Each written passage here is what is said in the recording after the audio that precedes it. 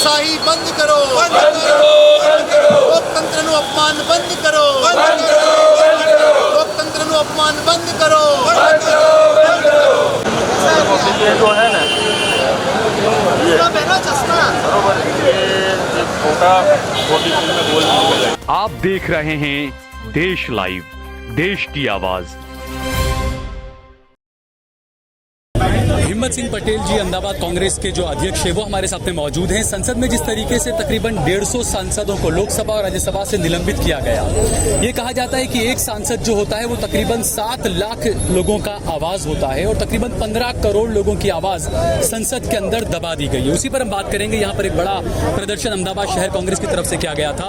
हिम्मत सिंह जी, जिस तरीके से जो सांसदों को निलंबित किया गया संसद के अंदर, कहा जाता है कि जब मुख्यमंत्री हुआ करते थे तो विधानसभा में भी इसी तरह का हुआ करता था। देखिए, भारतीय जनता पार्टी के शासन में आने पर ना विधानसभा में किसी को बुला दिया जाता है और विधानसभा का जो सत्र है उस सत्र की समय मर्यादा भी बहुत कम कर दी गई है। और इसी तरह से जो राज्य में जब यहाँ थे मुख्यमंत्री, जब यही हालात थे और आज देश की संसद में गए तो वहाँ पर भी यही हालात आए। इस देश की संसद की बहुत उच्च प्रणालिका रही है।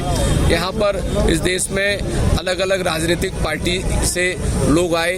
इंदिरा जी भी इस देश की प्रधानमंत्री थी, अटल बिहारी वाजपेयी भी इस देश के प्रधानमंत्री रहे, चंद्रशेखर जी भी इस देश के प्रधानमंत्री रहे, मोरारजी देसाई जी भी इस देश के प्रधानमंत्री रहे, तो बहुत चरण सिंह चौधरी जी भी रहे, तो बहुत राष्ट्र के नेता इस देश के प्रधानमंत्री रहे। लेकिन उन्होंने हमेशा लोकतंत्र को, प्रजातंत्र को जिंदा रखने के लिए एक लोकशाही के अंदर संसद जो होता है वो लोगों का चुना हुआ प्रतिनिधि होता है और संसद में लोग उसको चुनकर भेजते हैं लोगों के हक और अधिकार में और आवाज उठाने के लिए। जब लोकतंत्र के अंदर संसद जैसी सर्वोपरि संस्था के ऊपर हमला होता है और दुर्भाग्यपूर्ण है कि हमला में इतनी बड़ी चूक जो है वो लॉ एंड ऑर्डर की जो सिक्योरिटी की चूक हो जाती है कि वहाँ फायर बॉम्ब तक डाल दिया जाता है, अफरा तफरी मच जाती है। तो ये एक बड़ी गंभीर मसला था, गंभीर मुद्दा था, उस पर चर्चा करनी चाहिए, उस पर एक कमेटी बनानी चाहिए, सर्वपक्षीय उनको आगे से इनवाइट करना चाहिए, संवाद करना चाहिए और इसमें जो भी गलतियां हुई है उस गलतियों का संशोधन करना चाहिए। तो कानून व्यवस्था की बात है, जहाँ सुरक्षा की बात है, सलामती की बात है, एक तरफ भारतीय जनता पार्टी कह रही है कि हम आए, हमारे आने के बाद तो हमने देश की ये परिस्थितियां निर्माण कर दी, लेकिन उसकी सच्चाई कुछ और अलग है। उसकी सच्चाई जो है वो लोगों के सामने जो मीडिया को लानी चाहिए, जो हकीकत जो है। कल हमारे यहाँ कश्मीर में आतंकवादियों ने 3 हमारे आर्मी के जवानों को शहीद कर दिया, तो आप कहाँ सुरक्षा सलामती दे पा रहे हैं? ऐसे अनेक मुद्दे हैं, अनेक मुद्दे पर लोकसभा के अंदर चर्चा होनी चाहिए। आज 150 से के आसपास सांसदों को बर्खास्त कर दिया गया।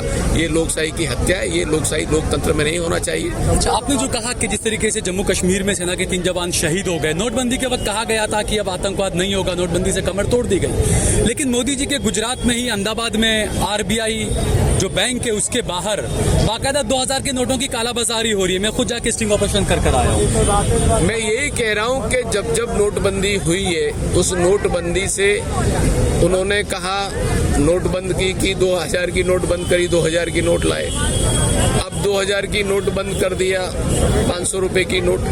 ये हमेशा जो मूल मुद्दे प्रजा के हैं, आज मूल मुद्दे क्या, युवाओं को रोजगारी चाहिए। आज 2 करोड़ रोजगारी का वायदा दिया था, आज युवान शिक्षित बनाए, MBA हुआ है, इंजीनियरिंग किया है, डिप्लोमा हुआ है, ग्रेजुएट किया है, अलग अलग डिफरेंट कोर्स किए हैं। माँ बाप ने लाखों रुपए का कर्ज लेके बच्चों को पढ़ाया है, आज उनको 10,000 रुपए 15,000 रुपए की तनख्वाह की नौकरी नहीं मिल रही। दर्द के साथ कहना पड़ता है, युवान आत्महत्या करता है, बड़ी विडम्बना होती है।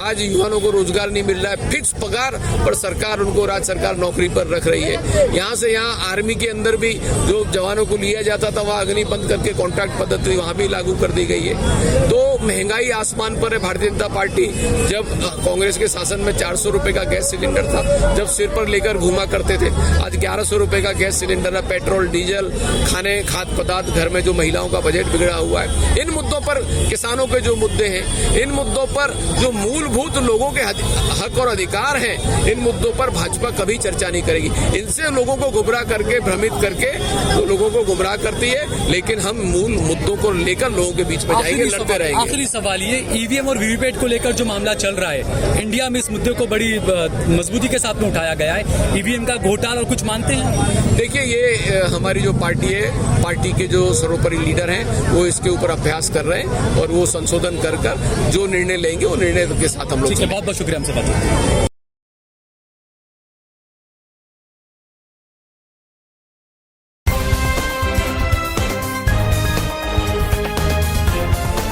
देश और दुनिया की तमाम छोटी और बड़ी खबरों के लिए हमारे चैनल को सब्सक्राइब करना न भूलें और बेल का बटन जरूर दबाएं।